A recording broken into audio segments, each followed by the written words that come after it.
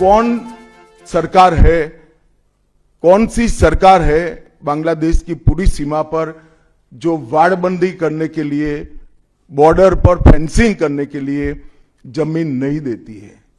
अगर आप जवाब न दे पाए तो मैं ही देता हूं, आपकी ही सरकार है जो जमीन नहीं देती है, जिसके कारण फेंसिंग का काम समाप्त नहीं होता। বিজেপির তরফ থেকে গত 5 বছরে যেটা বারবার বলা হয়েছে, দেশের স্বরাষ্ট্রমন্ত্রী অমিত শাহ এই কলকাতায় এসে প্রেস কনফারেন্স করে সেই একই কথা বারবার বলে গেলেন। কি বললেন? যে মমতা বন্দ্যোপাধ্যায় তৃণমূলের সরকার সীমান্তে বিএসএফ কে জমি দিচ্ছে না যাতে তারা কাঁটা তারের বেড়া লাগাতে পারে। মমতা বন্দ্যোপাধ্যায় তৃণমূল কংগ্রেস দলটা কত বড় ভারত বিরোধী দল, কত বড় দেশ বিরোধী দল। স্বরাষ্ট্রমন্ত্রী অমিত শাহ কলকাতায় এসে কি বলে গিয়েছিলেন আমি আপনাদের শোনাবো। 5 বছর ধরে বিজেপির নেতা নেত্রীরা ওই একই কথা বলে চলেছেন, কিন্তু বিজেপির নেতা নেত্রীরা তো এই কথা বলবেন, আসল সত্যটা কি সেটা তো আপনাদের জানতে হবে। বিজেপির নেতা নেত্রীরা কি বললো, সাংবাদিক কি বললো, সেটা বড় কথা নয়। আমাদের দেশের যেগুলো সর্বোচ্চ আদালত, সুপ্রিম কোর্ট, কলকাতা হাইকোর্ট, তারা কি বলছে সেটা হচ্ছে আমাদের কাছে সবচেয়ে বেশি গুরুত্বপূর্ণ। এবং আজকে কলকাতা হাইকোর্টে যেটা হয়ে গেল, তাতে মমতা বন্দ্যোপাধ্যায় তৃণমূল কংগ্রেস যে কত বড় ভারত বিরোধী দল সেটা একেবারে গোটা বাংলার মানুষের সামনে নতুন করে আবার পরিষ্কার হয়ে গেল। আজকে বিচারপতি, কলকাতা হাইকোর্টের প্রধান বিচারপতির ডিভিশন বেঞ্চ, প্রধান বিচারপতি সুজয় পাল এবং বিচারপতি পার্থসারথী সেনের ডিভিশন বেঞ্চে এই নিয়ে মামলা ছিল। এবং সেই মামলায় আজকে মমতা বন্দ্যোপাধ্যায় রাজ্য সরকারকে পরিষ্কার নির্দেশ দেওয়া হয়েছে, এসআইআর এর কোনো অজুহাত চলবে না, সীমান্তে বিএসএফ কে জমি হস্তান্তর করতে হবে। এবং হাইকোর্টে কেন্দ্রের আইনজীবীর যেটা দাবি ছিল যে এই দেশের গোটা ভারতবর্ষের 4100 কিলোমিটার সীমান্ত এলাকার কাঁটাতারের বেড়া বসানো হয়নি, তার মধ্যে 50% পশ্চিমবঙ্গে রয়েছে প্রায় 2216.70 কিলোমিটার। ভারতের 4100 কিলোমিটার সীমান্তে কাঁটাতারের বেড়া বসানো হয়নি। পশ্চিমবঙ্গ একটা এতটুকু দেশ, সে প্রায় 50% জিনিস নিয়ে রেখেছে, 2216 কিলোমিটার কাঁটাতারের বেড়া দেওয়া যায়নি। এবং এর পেছনে প্রধান দায়ীকে মমতা বন্দ্যোপাধ্যায় তৃণমূল কংগ্রেস। এমনকি কেন্দ্র টাকা পয়সা মিটিয়ে দিয়েছে, জমি অধিগ্রহণ হয়েছে, এমন জমিও বিএসএফ এর কাছে দেওয়া হয়নি। আজকে কলকাতা হাইকোর্টের প্রধান বিচারপতি সুজয় পালের ডিভিশন বেঞ্চ পরিষ্কার রায় দিয়েছে, 31শে মার্চের মধ্যে সংশ্লিষ্ট জমি কেন্দ্রের হাতে তুলে দিতে হবে রাজ্য সরকারকে। ফলে সাংবাদিক কি বলছে সেটা বড় কথা নয়, দেশের স্বরাষ্ট্রমন্ত্রী সংসদে দাঁড়িয়ে বলেছেন, লোকসভায় দাঁড়িয়ে বলেছেন, রাজ্যসভায় দাঁড়িয়ে বলেছেন, প্রকাশ্যে বলেছেন যে মমতা বন্দ্যোপাধ্যায় তৃণমূল কংগ্রেস বেড়া লাগানোর জন্য জমি দিচ্ছে না। কলকাতা হাইকোর্টে আজকে কি হলো আরো ডিটেলসে বলবো। তার আগে বিজেপির তরফ থেকে বারবার কি বলা হয়, এমনকি কলকাতায় এসে দেশের স্বরাষ্ট্রমন্ত্রী তৃণমূল কত বড় ভারত বিরোধী কি বলে গেলেন আরো একবার দেখে নিন আপনারা। पूरे बंगाल की जनता घुसपैठियों से त्रस्त है। क्या कोई राज्य सरकार ऐसी हो सकती है जो घुसपैठियों की पनाहगाह अपने राज्य को बना दे? राष्ट्रीय सुरक्षा पर एक कितना बड़ा खतरा है, इसका जवाब बंगाल की मुख्यमंत्री ने बंगाल के चुनाव में दे। घुसपैठ रोकने के लिए उनके पास क्या योजना है? आर्टिकल 370 हटता है, वो विरोध करती है। सीएए लाकर बंगाल के शरणार्थियों को नागरिकता देने का हम कार्यक्रम करते हैं, वो विरोध करती है। और वो ठीकरा फोड़ते हैं कि बीएसएफ है, वो रोक नहीं रही है।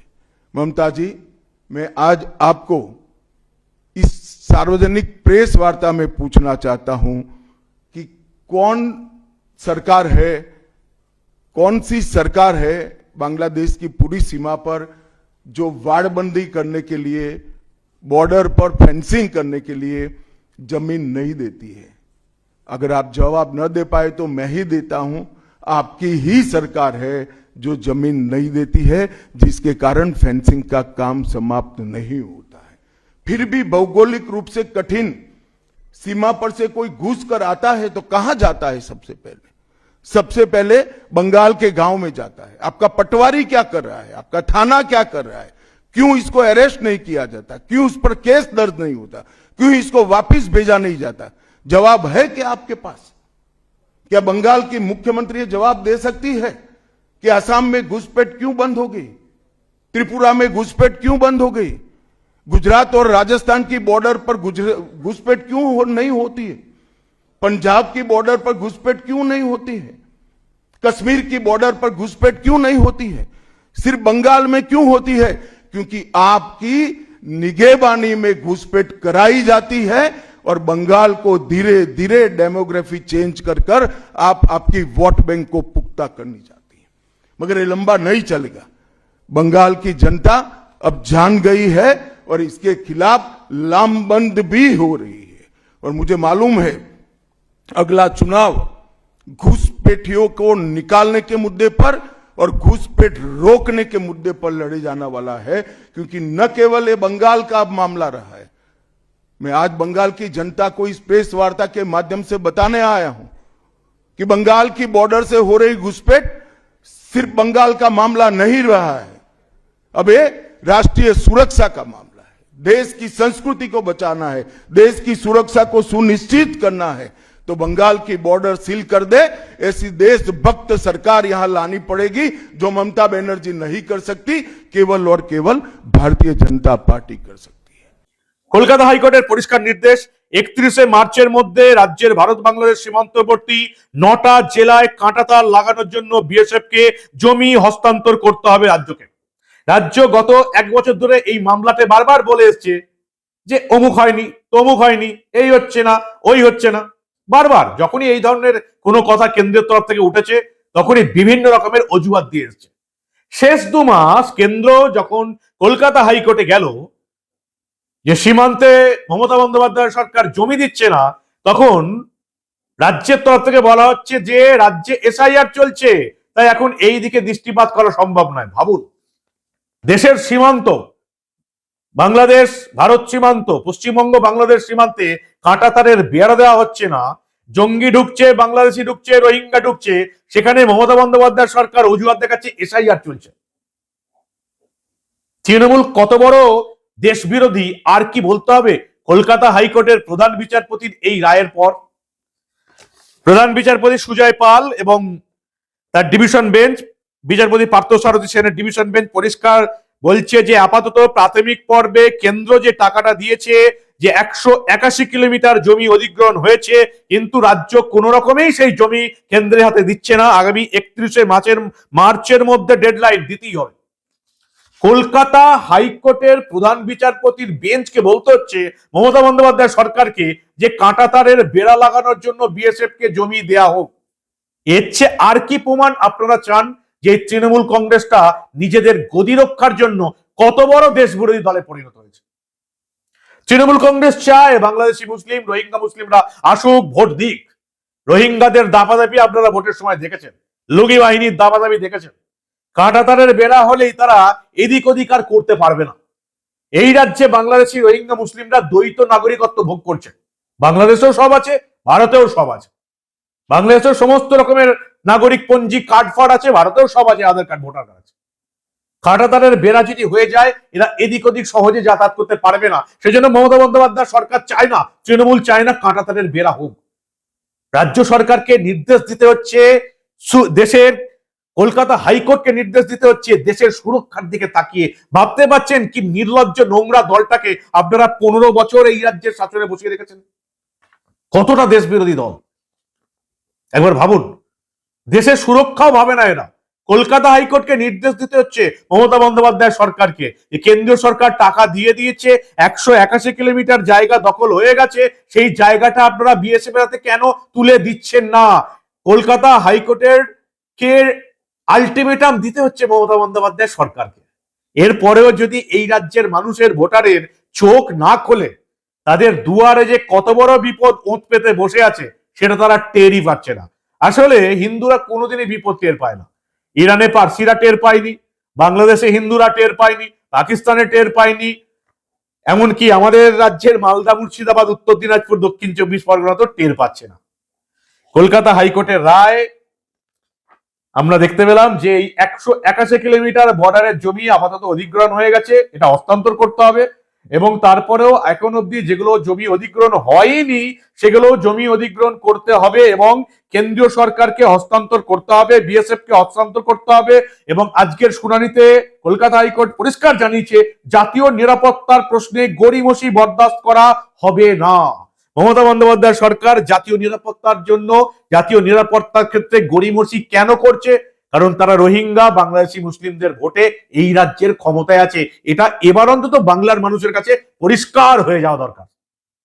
কাঁটাতারের বেড়া দিচ্ছে না মমতা বন্দ্যোপাধ্যায় সরকার। এর চেয়ে বড় দেশবিরোধী দল এই ভারতবর্ষে আর আছে বলে মনে হয় আপনাদের?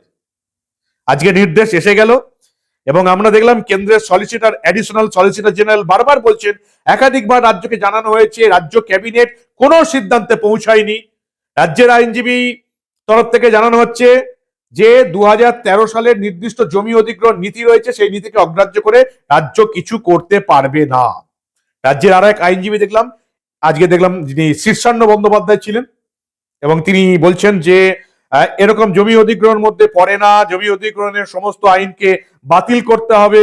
রাজ্যের আইনজীবীরা আরো জানাচ্ছেন 2026 মার্চের মধ্যে আপাতত যেগুলো অধিগ্রহণ করা হয়েছে হস্তান্তরের কাজ হবে, কিন্তু বাকিগুলো করা যাবে কিনা জানি না। জমি অধিগ্রহণের আইন রয়েছে, জমি অধিগ্রহণের সমস্ত আইনকে সম্পূর্ণ বাতিল করে জমি অধিগ্রহণ সম্ভব নয়। জরুরি পরিস্থিতি ছাড়া সেকশন 40 প্রয়োগ করা যাবে না। আদালতের প্রধান বিচারপতির বেঞ্চ বলছে আপনারা এই জরুরিকালীন ভিত্তিতে সেকশন 40 ব্যবহার করে জমি অধিগ্রহণ করুন এবং বিএসএফ কে হস্তান্তর করুন। দেশের নিরাপত্তা আগে দরকার। রাজ্যের আইনজীবী বলছে না, দেশের নিরাপত্তা বড় কথা নয়, জমি অধিগ্রহণ আইন অনুযায়ী কোনো জমি অধিগ্রহণ করা যাবে না। কতটা একটা নির্লজ্জ নোংরা রাজনৈতিক দলকে আমরা এই রাজ্যের ক্ষমতায় বসিয়ে রেখেছি সেটা বোঝার ক্ষমতা আমাদের এখনো হয়ে ওঠেনি। এখনো যারা তৃণমূলের চামচাবাজি করে হ্যাঁ হ্যাঁ এবং ফ্যাফ্যা করে যাচ্ছে সামান্য টাকার লোভে, 1000-1200 টাকা লক্ষ্মীর ভান্ডারের লোভে, তাদের যে কি দুর্গতি নামতে চলেছে আগামী 5 থেকে 7 বছরের মধ্যে তারা টেরও পারছে না। সীমান্তে বেড়া দেওয়া হবে, সেখানেও মমতা বন্দ্যোপাধ্যায় সরকারের যত রকমের আপত্তি, যত রকমের অজুহাত।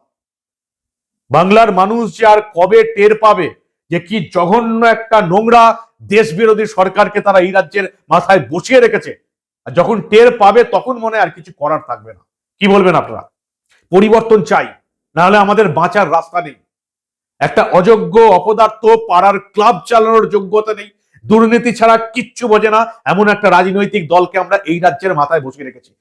ভারতে এই রকমের নোংরা দেশ বিরোধী রাজনৈতিক দলের আগে কখনো জন্মই হয়নি, যেটা তৃণমূল এই রাজ্যে করে দেখাচ্ছে।